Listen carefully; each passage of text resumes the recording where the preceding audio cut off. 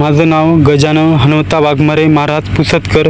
मी तुम्हाला अशा बिमारीवर एक माहिती देत आहे, ज्याला कुणाला शीघ्रपतन किंवा स्वप्नदोष असं बऱ्याच मुलांना असं आढळते।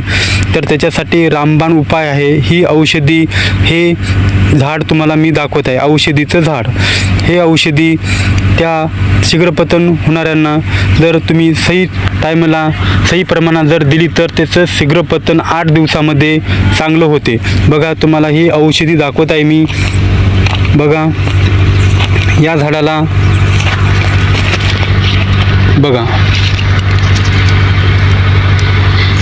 या झाडाला फांद असे म्हणतात आणि अशा ठिकाणी खेडेगावी ठिकाणी बऱ्याच ठिकाणी या झाडाची, या वेलाची भाजीसुद्धा खातात। हे वेल आहे, वेल आणि शीघ्रपतन होणाऱ्यासाठी या वेलाची मुळी उपटून घ्यायची आणि रोज सकाळी स्वच्छ पाण्यानं धुवायची आणि रोज सकाळी सगळत राहायची, चावायची आणि त्याचा रस प्यायचा।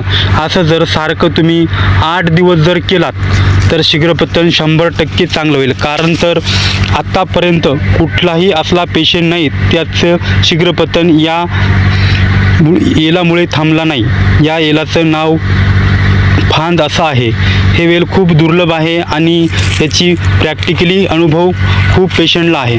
कारण तर बघून घ्या, हे वेल कुठं पण भेटते आणि शेतीच्या ठिकाणी अशा झाडावर असते, कुठं पण भेटतेला फांद असं म्हणतात।